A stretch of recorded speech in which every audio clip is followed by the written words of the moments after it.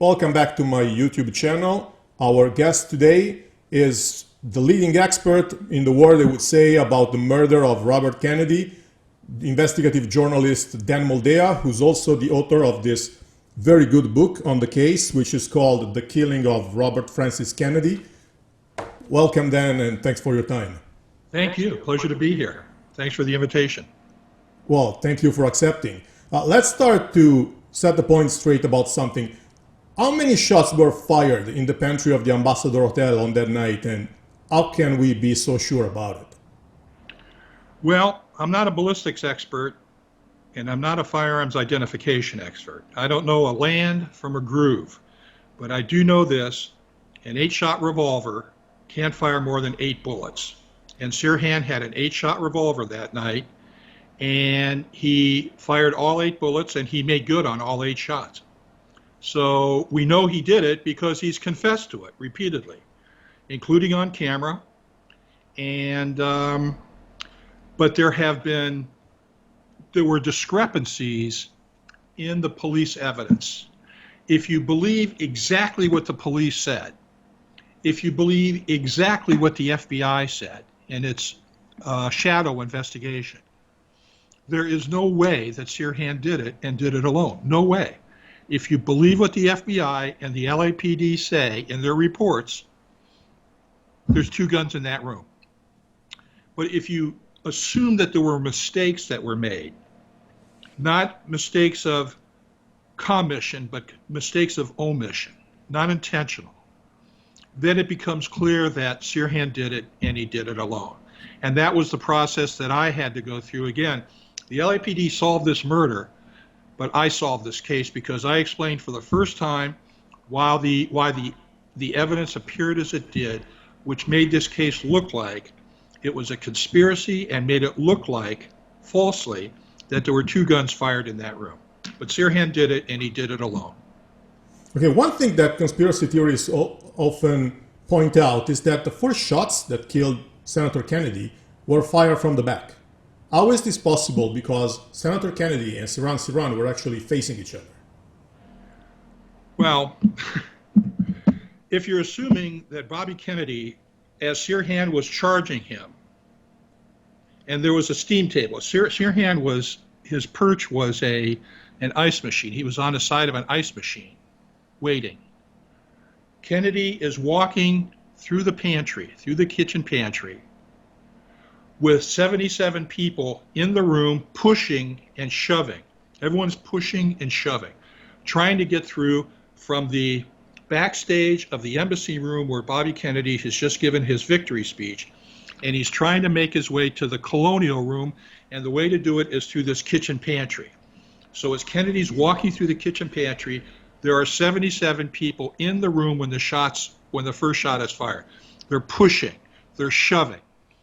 And Kennedy comes to a steam table, and Sirhan charges, and Kennedy turns to his left to shake hands with a busboy. There's a man who's very close to Kennedy standing right in back of him. His name is Paul Schrade. And Paul Schrade says, I was looking right at Kennedy, and as soon as he released the handshake from the busboy, I started feeling electricity going through my body. And I just collapsed, and I don't remember anything after that. That's Paul's statement. What happened was Sirhan was charging Kennedy, and he shouts, Kennedy, you son of a bitch. And then he fires his first shot. Now, the critics will say that Kennedy and Sirhan were facing each other. That's true during the initial assault. But when somebody is running at you shouting, you son of a bitch, and they've got a gun coming at you, are you just going to stand there tall and upright and not move? You're going to move, which is what Kennedy did. He moved. And the evidence testimony, there was one eyewitness who said that she saw Kennedy move, and then he seemed to be losing his balance. I think what happened during that losing his balance situation was, as the crowd was pushing forward, and as they reacted to the first shot, which missed Kennedy and hit Paul Schrade, again, he says his last image of Kennedy is releasing the handshake, and then he feels electricity going through his body. Sirhan charges Kennedy says, "You son of a bitch." Kennedy turns like this. The bullet misses Kennedy. The first shot misses Kennedy, hits Paul Schrade right. Paul Schrade goes down, and either Paul Schrade, I think it was Paul Schrade, or somebody, as the crowd is pushing forward, pushes Kennedy into the steam table, which is bolted to the floor. As Kennedy's turned like this, Sirhan's up against the steam table. He hits Kennedy 3 times. One shot went through the jacket of his coat. This could have been the shot that hit Paul Schrade because he raised his arm, and his jacket would have been up and vulnerable to that. And the Kennedy would have survived. This was a .22 caliber revolver, a pop gun. It was a Saturday night special. Kennedy would have survived the 2 shots that hit him in the chest. What he did not survive was this shot. This was the kill shot. And plus, there were 5 other victims who were hit that night, Paul Schrade and 4 other people. And they pulled 1 bullet out of each of those 5 victims. 3 of those bullets were intact for analysis. Well, this good explanation that you gave me also explain why Sirhan could get so close to Senator Kennedy. Because, doesn't it? Well, he was stalking Kennedy. He was not only stalking Kennedy at the hotel that night, but he was stalking him in previous weeks as well. He was showing up at some of his events during the California campaign. So Sirhan was determined to kill Bob Kennedy. And once again, he did kill Bob Kennedy, and he did it alone. Okay.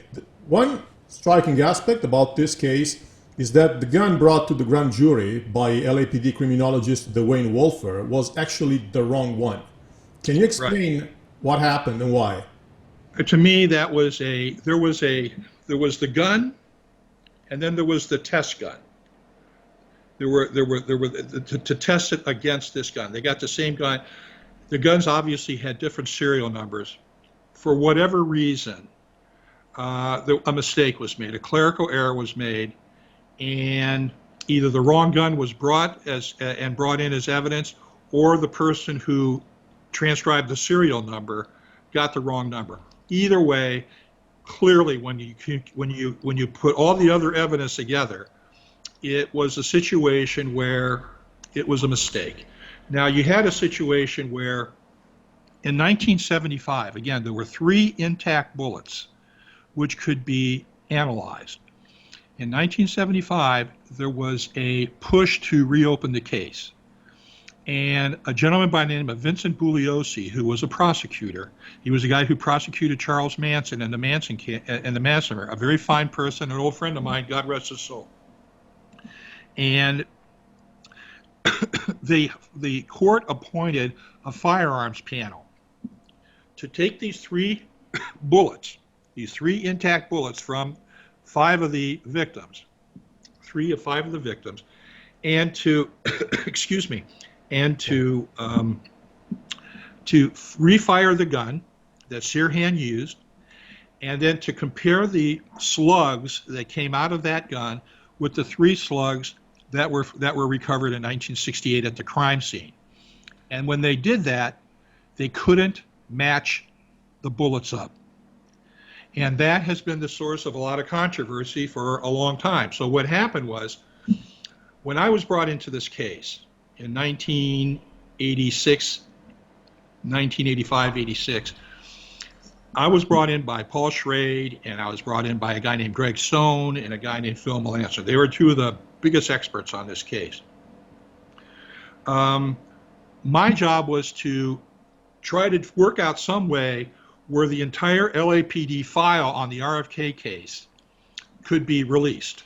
That's what they wanted. They wanted public disclosure, full disclosure, as there should have been years earlier. And so I published a story here in Washington in a publication called Regardi's Magazine. And it was a very long story, and it was a very detailed story, and it made the case for the possibility of a second gunman. I got a tremendous review for that story in the Washington Post, and I got a tremendous review for that story in the Los Angeles Times, so much so that the city of Los Angeles, while my article is still on the newsstand, released the files. They released the files to the state archives in Sacramento, California. And when they released the archives, which became public the next year, 1988, all this information was available to the public. And I was up there like a lot of other people was, but this was, once again, this was as a result of my work that these files were released. And what I was interested in was the crime scene. What happened at the crime scene? And I was able to identify the 187 police officials and FBI agents and emergency people and sheriff's deputies who were there that night. And part of the crime scene examination, part of protecting the crime scene, whatever. Remember, Bobby Kennedy did not want any police presence around him. This is after the Watts riot. He wanted no police around him. And so when he was shot, nobody was there. There were no cops there. What they had to do was they had to call a contingent of sheriff's deputies, which were at the IBM building, which is close to the Ambassador Hotel where the murder had occurred.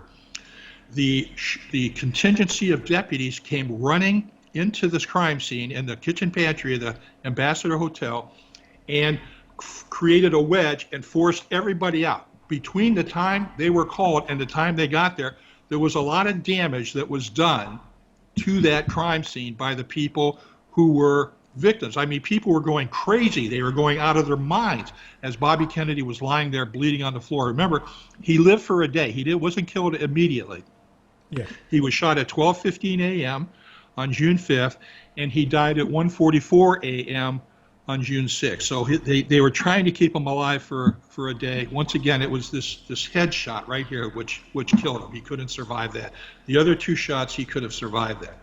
So you had the sheriff's deputies there, and then the LAPD came in, and then they took over the case, and then the FBI once again started to shadow what the LAPD was doing, because at that time, killing a federal official was not necessarily a federal offense, as I recall. Secret Service protection wasn't given to presidential candidates at that time. And Bobby Kennedy had one official bodyguard. It was a guy named Bill Berry, former FBI agent, who was just on the wrong side of Kennedy. There was nothing he could have done. In fact, I don't even think he was armed. And it was a horrible situation for him, something that he felt badly about for, his entire life. But there was nothing that he could have done. I mean, Sirhan was just outmaneuvered everybody and everything that was going on at that time. Okay, one funny, I say funny thing that conspiracy theorists say is that an eyewitness said that there was a girl in a polka dots dress running down a fire escape yelling, "We shot him, we shot him." Okay, before asking you what you think about this, I would like to underline that if one is part of a big conspiracy to kill such a high-profile senator, they wouldn't be so stupid to go around yelling, we shot him," because that's the stupidest thing to do in the world.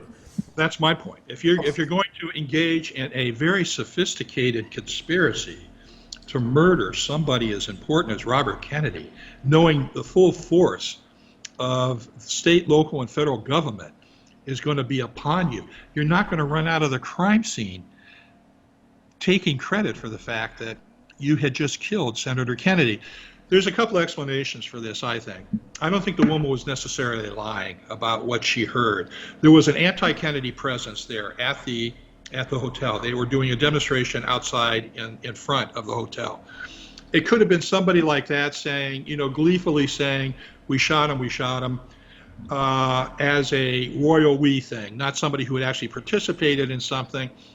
On the other hand, it could have been somebody who was grieving and somebody who was saying, we shot him, as we as a society not only killed John Kennedy, but we also killed Bob Kennedy as well. To me, it defies belief, as you pointed out, that a person involved in a very sophisticated murder conspiracy of a high-level official would run out of the crime scene taking credit for it. It makes no sense whatsoever. Was the girl identified? Excuse me? Was the lady in the polka dots dress identified? Well, when I interviewed Sirhan, he never even, I asked him specifically about the girl in the polka dot dress, and he said, I never really saw a girl.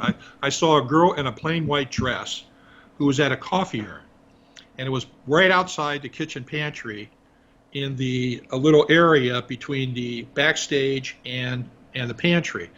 And the woman gave him coffee, a woman in a plain white dress. That was the only woman of any significance to Sirhan that night. Again, I had three long interviews with Sirhan, 14 hours, 3 interviews, 14 hours. And in each of the interviews, I was accompanied by Sirhan's brother, Adel Sirhan, one of the finest people I've ever known, just a very, very fine, kind, decent person. And Sirhan never, I pressed him hard on the possibility of him being manipulated or controlled or hypnotized or hypno-programmed to kill, to program to kill, program to forget. But Sirhan, none of those things was part of what Sirhan was doing. He said he was not manipulated. And on these minutia issues like the girl in the polka dot dress, according to him, it never happened. It was a woman in a plain white dress who was at the coffee urn. And once again, with regard to this specific question, it defies all belief that somebody involved in a conspiracy, a major conspiracy, would run out taking credit for it. Makes no sense at all. Absolutely. What do you think about the theory according to which Sirhan was hypnotized to be a killer and he was sent by somebody else? Again, I confronted Sirhan, 3 interviews, 14 hours, and it just, he denies anything like that even took place. Sirhan's position has been that he got drunk that night, that he came into the crime scene and doesn't remember anything. I mean, that defies belief as well, that he doesn't remember anything, because every time he doesn't remember, and I confronted him on this, every time he doesn't remember something, going back to his car to get his gun, writing in his notebooks that RFK must die, firing his gun, those 3 cases go to motive, means, and opportunity.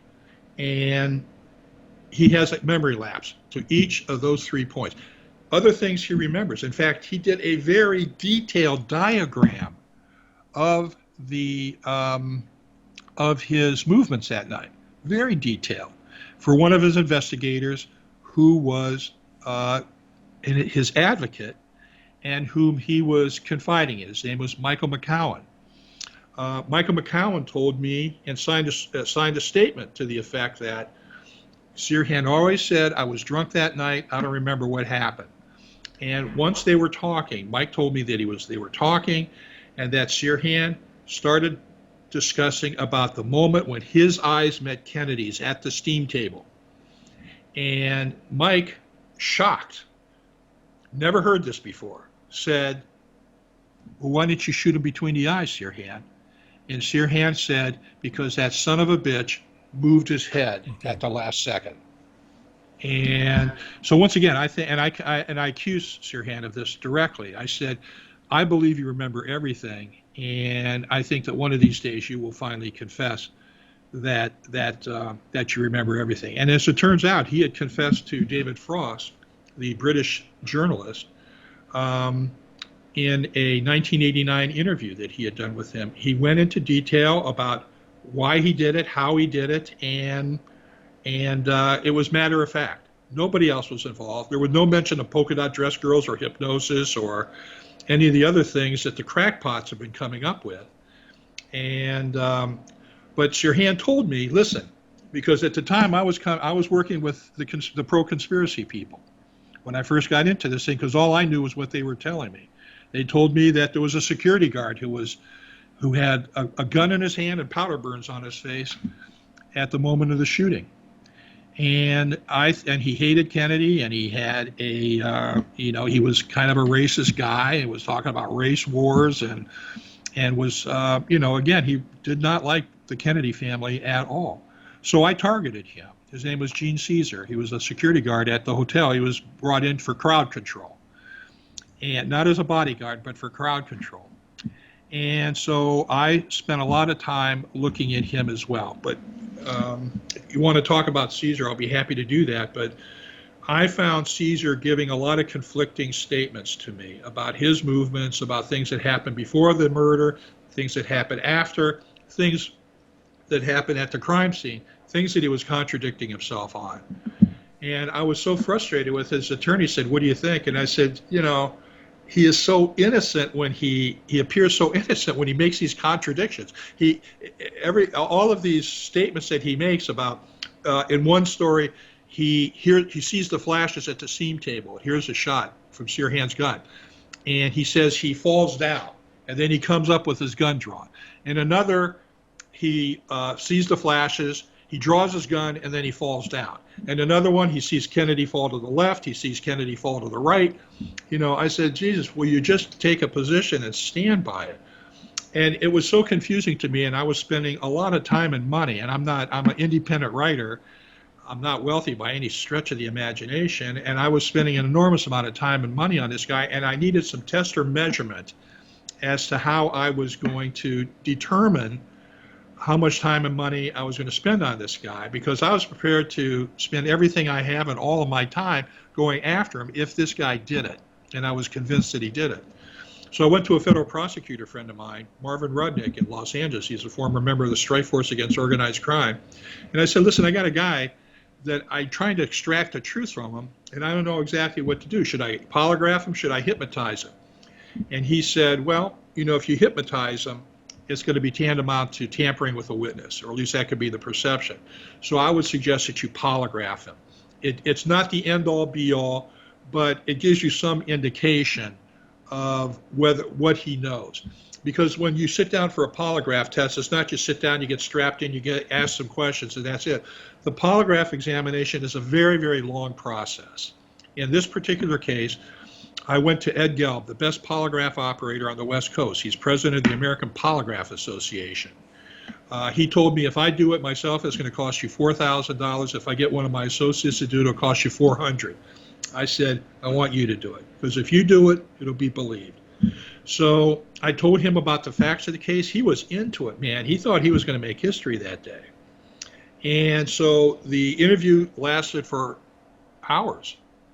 And during that period of time, he got a feel for Caesar. He asked all the questions he needed to ask. I still have the tapes of that interview.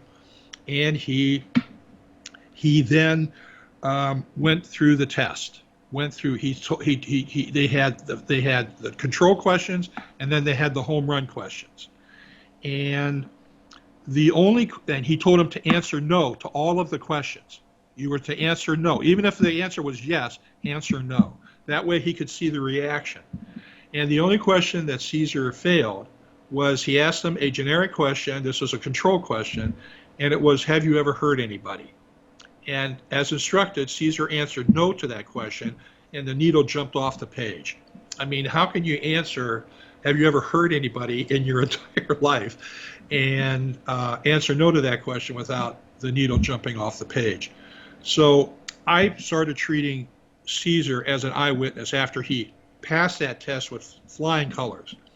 And then that's when I turned my attention to getting to Sirhan and interviewing him. In fact, while I was with Sirhan, I said to Caesar, and I'm the only person in the world who's interviewed both Sirhan and Caesar, and I said to Sirhan, Caesar's willing to come here. I asked Gene if he'd come up with me to one of our interviews, and he said he would be happy to do it. Would you be willing to do that? And would you be willing to take a polygraph test? Even though Caesar was willing to meet Sirhan, took the polygraph test, Sirhan was not willing to meet with Caesar. He was not willing to take a polygraph test. In fact, I was in a position where I wasn't even allowed to record him. The interview I did with him was I had taken notes. I put together a transcript based on my notes. I gave it to Sirhan. I gave the transcript to Sirhan. And I gave it to, once again, the one eyewitness who was in all three interviews, Adele Sirhan, Sirhan's brother. And I said, if you have any problems, any additions or corrections, please feel free.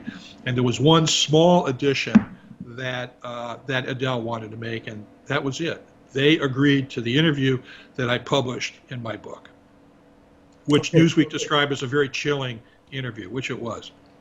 The first interview was very friendly. The second interview, I sort of got on about some of the contradictions from the first interview. The third interview, as Adele and I were driving up to Corcoran State Penitentiary where he was being held, I said, I'm going to get in his face today. And he said, go for it. And I really did. I got in his face, and that interview beat was very, very hostile. And and that's where the real information came out. I came out of that concluding that Sirhan did it and did it alone. Now, the problem for me at that time was that I was under a contract with W.W. Norton, a very respected book publishing house in New York, and I had been given a $75,000 advance to do a book based on a proposal I had written, promising in this proposal that I was going to show that 2 guns were fired at this room, that Sirhan was not the person who killed Kennedy, that was the security guard, Thane Eugene Caesar. I was in Los Angeles. I think it was in the spring of 1994, and I was there for the American Booksellers Convention.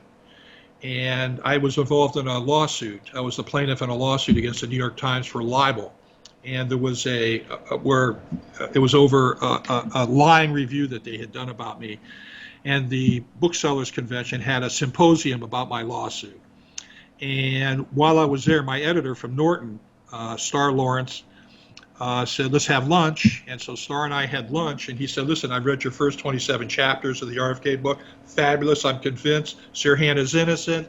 Gene Caesar is the guy who killed him. And I said, listen, and he said, what? And I said, I've been talking to Sirhan, and it's possible that he did it, and he did it alone. And if the looks could kill from my editor sitting across from me in that restaurant, I would have been gone. He said, you better make this work, because they were prepared to cancel the contract. And I concluded, completely against what I had promised in my proposal, which was stapled to my contract. My proposal was actually stapled to the contract with my promise that I was going to prove 2 guns. And here I am turning in a book that's going to say Sirhan did it and did it alone. The publishing house thought I was going to get slaughtered by the critics for this. Not only do I have a lawsuit against the New York Times for a lying review where I had the audacity to challenge opinion writers, saying they should be held to the same standard as news reporters. That here I'd come up with a book where for years I was making the case that Sirhan was not the shooter, that it was Gene Caesar. Now I'm publishing a book that says Sirhan did it and did it alone. So what I did was I rewrote the manuscript where I told the reader in advance who did it, and the adventure, like a Columbo drama. It was not so much, the adventure was not so much in the destination, but during the trip to get there. And to my surprise, the book got the best reviews of my career, including not 1, but 2 great reviews from the New York Times. One was a daily, and the other was by their top critic, Christopher Lamenhoff, and then a Sunday review by Gerald Posner, who wrote his own anti-conspiracy book in the JFK murder, Case Closed, which frankly I disagreed with, because I still believe, and I was the first one to say that Jimmy Hoffa, the president of the Teamsters Union, Carlos Marcello, the boss of New Orleans, the New Orleans Mafia, Santo Trafficani, the boss of the Tampa, Florida Mafia, had arranged and executed the murder of JFK in 1963. I was the first one to make that case. The House Select Committee on Assassinations started its hearings after my book, The Hoffa Wars, came out in early September of 1978. And a year later, in July 1979, a year after my book came out, the House Select Committee Assassinations concluded that Hoffa, Marcello, and Trafficani had motive, means, and opportunity to kill the president, and the chief counsel of the committee, Bob Blakey, the world's expert on organized crime and the mafia, said in a public statement, the mob did it, it's a historical fact. So when I was brought into this case by Greg and Phil and Paul in 1985, 1986, and they told me the story, I believed that it was possible that Hoffa, Marcello, and Trafficani had not only done the job on JFK, but it was possible that they had done the job on RFK. I would have loved to have been able to prove that, but it wasn't the case. In the end, it was Sirhan did it, and he did it alone. And a lot of people, the great reviews I got, once again, to my surprise, were lauding the fact that I had taken this long-time position that Sirhan was innocent. And then as a result of the evidence, my examination and re-examination of the evidence, that I concluded Sirhan did it and did it alone. So a lot of people viewed that as an indication of the integrity of my reporting, which obviously I appreciated. My book would have been a much bigger book. My book did not sell well, but that book would have been a much bigger book had I concluded that this was a conspiracy. I know, because conspiracy theory sells a lot. Sells a lot. I know. I cannot comment on the JFK killing because I know just general concepts about it. I'm much more fascinated by Robert Kennedy's killing. I don't know why. The evidence is a lot better. If you want to make a conspiracy case, I know. It's easy to do with the RFK case. It really is. There are two people who are saying basically in the world of journalism who know this case that Sirhan did it and did it alone. Me. And again, I insist that I'm the person who solved this case because I explained the way the evidence was and why the LAPD and the FBI screwed up. But the person who really knows this case, the world's expert on this case, is a British historian named Mel Eiton. Mel Eiton is, I defer to Mel when it comes to explaining the current controversies in this case. Mel, as far as I'm concerned, is peerless in his understanding of the controversies of this case. I might invite him also, as well. The muzzle distance, the extra bullets, the forensic evidence and everything else. Mel is the world's expert on these controversies. In your book, you mentioned a moment when you wanted to give Sirhan a scapular, but you couldn't. Would you like to tell us something about it? Scapular. Well, I wear a scapular always. Okay. I always wear a scapular, which says, whoever dies wearing the scapular shall not suffer eternal fire. Okay. And I gave this there was a mafia guy I knew who I wanted to interview, and we were getting along. And so I took my scapular off my neck. And again, I always wear this. And I gave it to him, and he was so moved by this that he actually had tears in his eyes. When I saw Sirhan and I are the same religion. Both of us are Eastern Orthodox. I'm Romanian Orthodox. There's the Greek Orthodox, and then there's, I think, the Lebanese Orthodox, and I think that's what Sirhan was. He was a Christian. And when I first met him, that was kind of a bonding experience with us. I gave him the scapular because it was a sign of good faith. When I gave it to him, he had to call one of the prison guards over, and the prison guard took the scapular and examined it, and it's two pieces of cloth on each side, tied together by like a shoestring, but there's two pieces of cloth here. And the fear was that something could be concealed, drugs or something could be sealed in between these two pieces of cloth. For whatever reason, the security guard wouldn't allow Sirhan to keep the scapular. Okay. And Sirhan got very upset about it. He was very upset about it at the scene. In fact, while we were talking, he kept on looking back at the police guard who refused him to keep the scapular. He really wanted to keep it. I don't know whether they gave it to him later on or not. They didn't give it back to me, because I just would have given it back to Sirhan. And I never heard anything more about what happened. So I remember while I was at the second interview with Sirhan in the prison visitation room, it was Sirhan, me, and Adele, Sirhan's brother. And I was looking across the room, and I saw Charles Manson, who was one of the people Sirhan was living with in the celebrity ward they were as part of the prison. And I said, Sirhan, is that Charles Manson over there? And he looks over and he says, yeah. And they kind of looked at each other, and I could see Manson was looking at me. So the next time I saw Sirhan, about 2 weeks later, I remember it was the anniversary of the shooting, June 5th, 1994.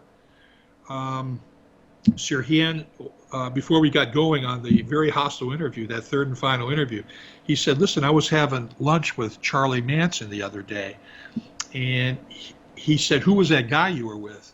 And Sirhan replied, oh, his name's Moldea, and he's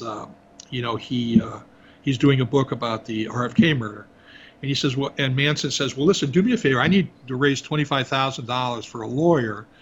And could you ask him if he could get me some sort of a deal with the television network or something to do an interview where I could get $25,000? And I'm shaking my head, and Sirhan says, what's wrong? And I said, I'm sorry, Sirhan, I'm trying to picture the scene of you and Charlie Manson having lunch together in the prison lunchroom. I'm trying to picture the scene. I said, listen here, do me a favor. Don't mention my name to Manson. I don't want my name to be Moldea to be part of his conscious thought. And so that was the last I ever heard about the Charlie Manson thing.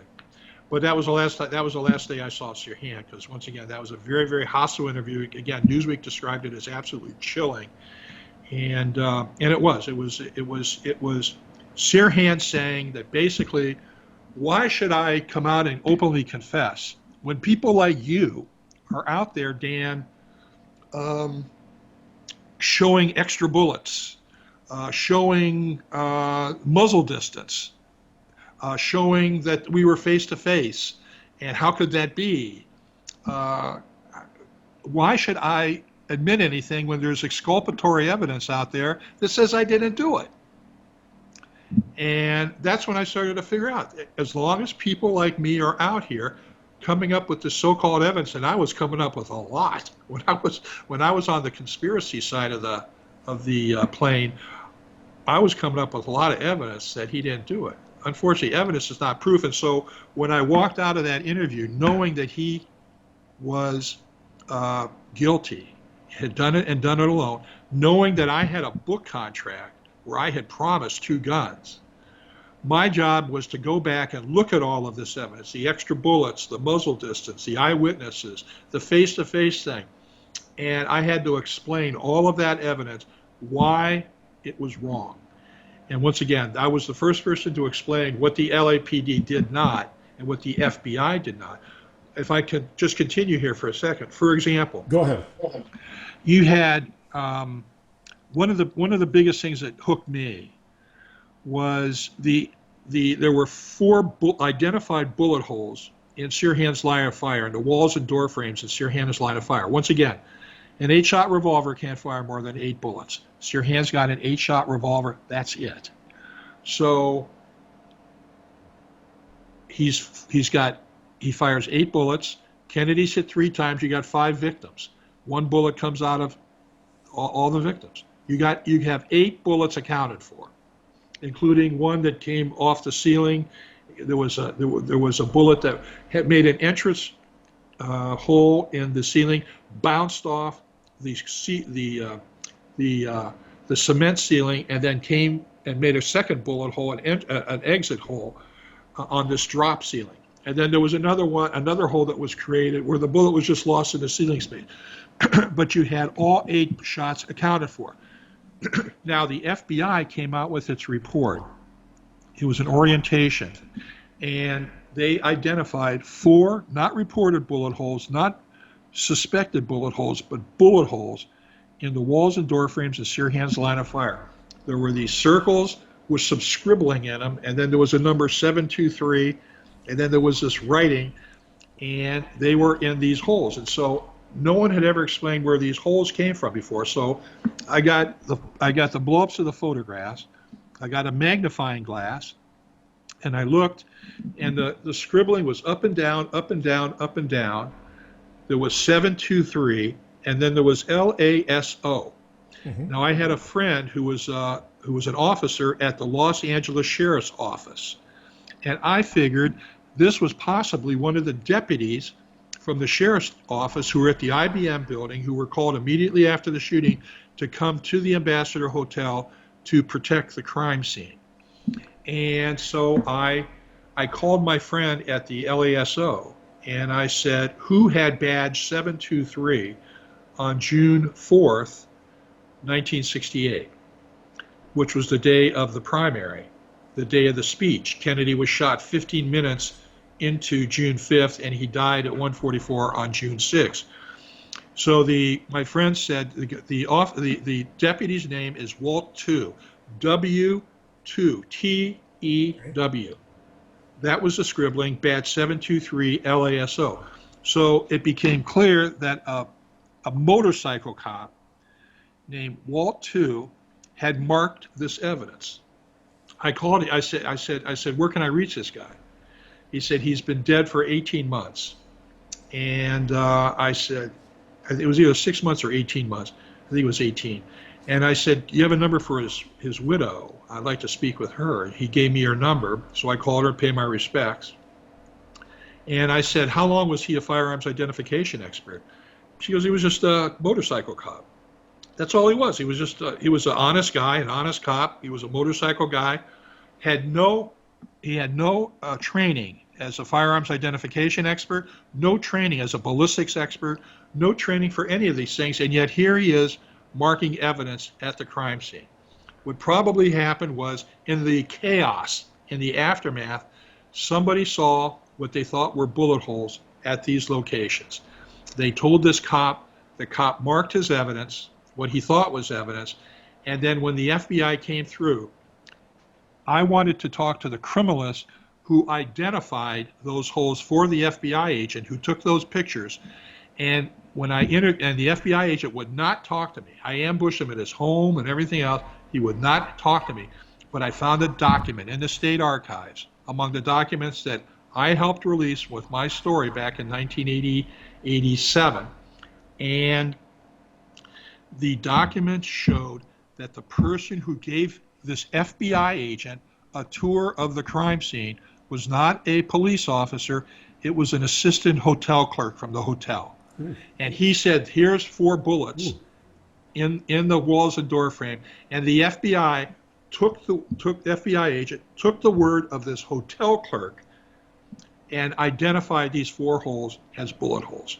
And that's where the confusion began. And then ever since then, it has been a source of real conspiracy theory stuff, and rightfully so when you got the FBI saying these are bullet holes, which would account for 4 more bullets than Sirhan's gun could hold.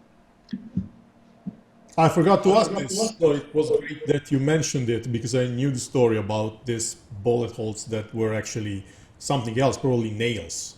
Well, they were holes. I mean, there were a lot of holes in the pantry when I was there years later. Holes in the pantry. I was there in 87. I was in 87. I was there in 87, and I guess 88 again. I was there twice, and there were holes all over the pantry, from things crashing into the walls and into the doors and everything else. I mean, there were just a lot of holes in that area. Well, let me ask you your thoughts about something very recent. What are your thoughts about Sirhan possibly being freed on parole? Totally against it. Have been from the outset, especially since he's now gone beyond trying to be a nice guy, trying to explain, I was drunk that night, I don't remember what happened. Again, defying the motive, means, and opportunity that I confronted him with every time he had a memory lapse. Now he seems to be buying into the conspiracy stuff, that he's leaving open the possibility that it was hypno-programmed. He's leaving open the possibility that there was a second gun at the room. There were a series of articles that were written by a Washington Post reporter, irresponsible stories as far as I'm concerned. And they created this series of stories, which started with Robert Kennedy Jr. Saying that he had visited Sirhan, and in his opinion, Sirhan was innocent and not committed this crime. And this reporter for the Washington Post used that as his launching point for this, what has become like a 9-part series of stories, which has created a whole new generation of crackpots and conspiracy theories on this case. Bobby Kennedy Jr. called me, and he called me twice, once on December 27th, 2017, and the second time was, I think, in April of 2018, a couple of months before the 50th anniversary of his father's murder. And he told me at that time, he said, listen, keep this quiet. But, I visited Sirhan. I spent a few hours with him at the prison that he was being held in Southern California. And I said, and so what do you think? And Kennedy told me, he says, I don't think he did it. I think he's innocent. And I said, Bobby, this is the guy who killed your dad. And so he wanted me to keep it quiet because he was going to give this to the Washington Post, which he did. Washington Post broke the story. I kept my mouth shut as promised.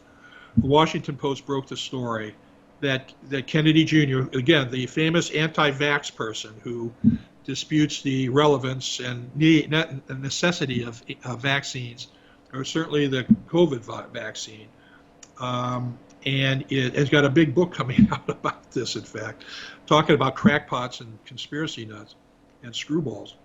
And so, once again, it was Bobby Kennedy Jr. that has sort of accelerated this new generation, with the help of this reporter from the Washington Post, has accelerated this craziness revolving around this case.